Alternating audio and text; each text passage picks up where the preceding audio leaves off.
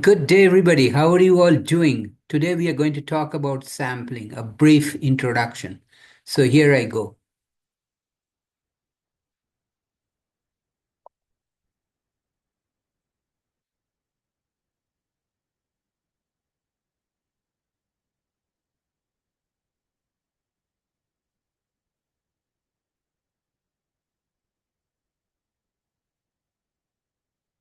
So we are going to talk about sampling, okay? And we'll distinguish between observation and experimentation. So observational study, a study in which characteristics of a sample are selected from one or more existing populations are observed. So we are taking a sample from one or more populations and we are observing it. That is observational study. The goal of an observational study is usually to draw conclusions about the corresponding population or about differences between two or more population. In a well-designed observational study, the sample is selected in a way that is designed to produce the sample that is representative of the population. So if we are comparing two populations, such as a population of students at Rowan University, population of students at Rutgers Camden, then we will take sample, a well-designed sample from one sample from population of students at Rowan University, another well-designed sample from population of students at Rutgers Camden. The important thing, the sample should be carefully selected so that the sample in each case represents the population from which it is taken. And we are going to observe those samples that we have collected. If we are studying only the students at Rowan University, then we will select a sample from the population of students at Rowan University. Experiment, a study that investigates how a response variable is the result, outcome, how a response variable behaves when one or more explanatory variable, also called factors, are manipulated. The usual goal of an experiment is to determine the effect of explanatory variables, factors on the response variable. In a well-designed experiment, the comparison of the groups that will be exposed to different experimental condition is determined by random assignment. Okay, what do I mean by that? So suppose I want to study the effect of room temperature on student performance in a test, in an in-class test. So I have the same test assigned to two groups of students, two sections of my stat class. Okay. But the two rooms will be maintained at two different temperatures. Okay. The student should be selected at random in each of these two groups. That means not all the groups from one section will participate in that. Some students from one section will be randomly selected and put in group one. Another group of students from section two will be randomly selected and put in group two. Then I can change the temperature. I can maintain one of the rooms at the normal temperature, which is around 75 F. And another group of room, the other group, the second group, I can bring down the temperature from 75 to say 65 degree Fahrenheit. So it's a little cooler in that room. So then I will, you know, have the students take the same test and see whether the test results in the two groups differ. That is, whether room temperature affects the student's scores. So my explanatory variable in this case is temperature in the room, and the response variable is student scores in the same test in the two different rooms. Okay, so that's my experiment. Examples of observational studies. Estimating the average shell thickness of bald eagle eggs. Okay. Observational studies. They will collect a sample of bald eagle eggs and measure the shell thickness. Studying the relationship between age and attitude towards abortion in a rural community. Again, sample will be collected from rural population, and we will ask them questions on their age and their attitude towards abortion. So this is an observational study. Examples of experiments investigating the impact of lab time on test scores in chemistry course. So they have two different sections of chemistry, same chemistry course, and they have lab time associated with these chemistry classes. One of them will be given a little bit more lab time, the other, the control, the regular lab time. Does the increase in lab time affect the test score in a chemistry course? So the manipulating variable, the variable I'm manipulating is the lab time, and the response variable is the test score in chemistry course. Then comparison of test scores under different lab time conditions. Okay, one groups get 3 hours of lab time, the other group gets 6 hours of lab time. Okay, how do the test in the chemistry course test course differentiate between these two groups? One that groups 3 hours of lab time, the other group that groups 6 hours of lab time. Is there any difference in the test course? This is experimental study because we are controlling the lab time conditions. Observational study versus experiment. In an observational study, clear cause and effect conclusions are challenging. Why? Because lot of factors we cannot control. Experimentation provides a distinct advantage in establishing causation. Causation means, is there a cause and effect? For example, in the previous example, does increasing the hours of chemistry lab increase the student scores in the chemistry state? So we can establish a cause and effect. Increasing lab hours, if it increases student score, then there is increase the lab time exposure is a factor that controls the the test scores. Okay, so distinct why we are able to control that, and we can see the relationship between exposure in the lab, how much time they spend in the lab, and do their scores go up with increased amount of time spent in the lab. Definition: confounding variable is a factor that messes up the result. Basically, confounding means confusing or messing. A variable that is related to both the how the experimental groups were formed and the response variable of interest.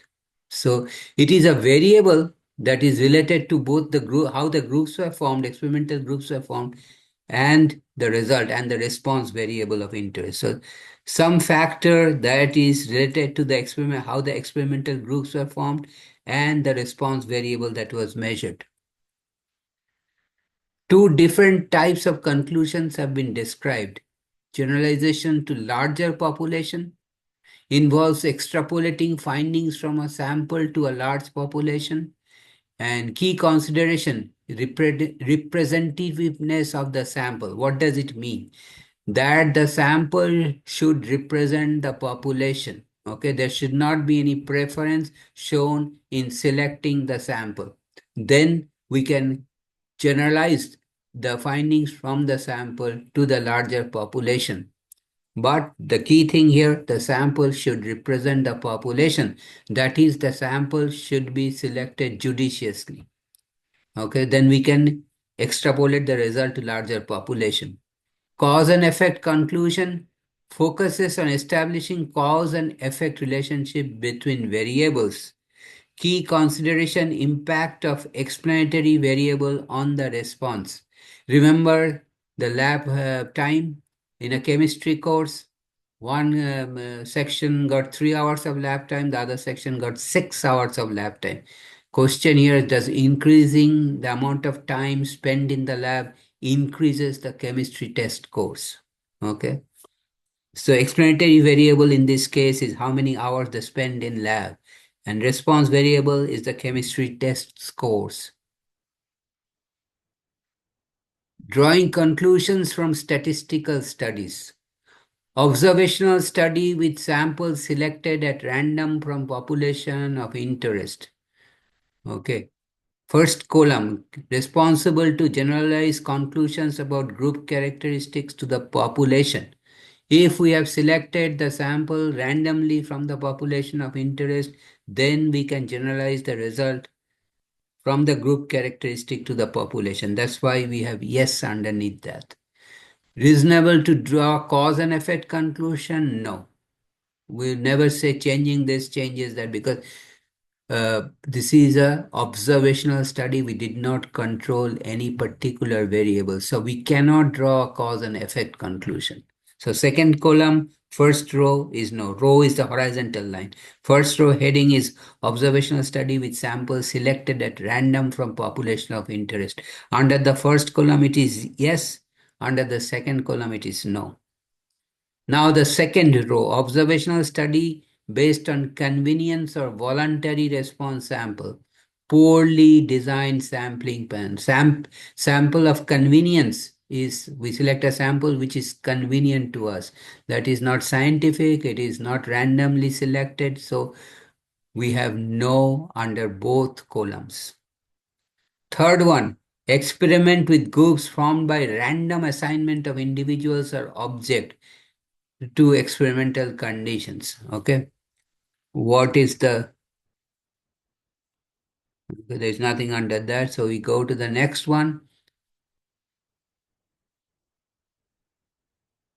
Individuals or object in the study or volunteers are not randomly selected. Can we generalize from the group to the population? No.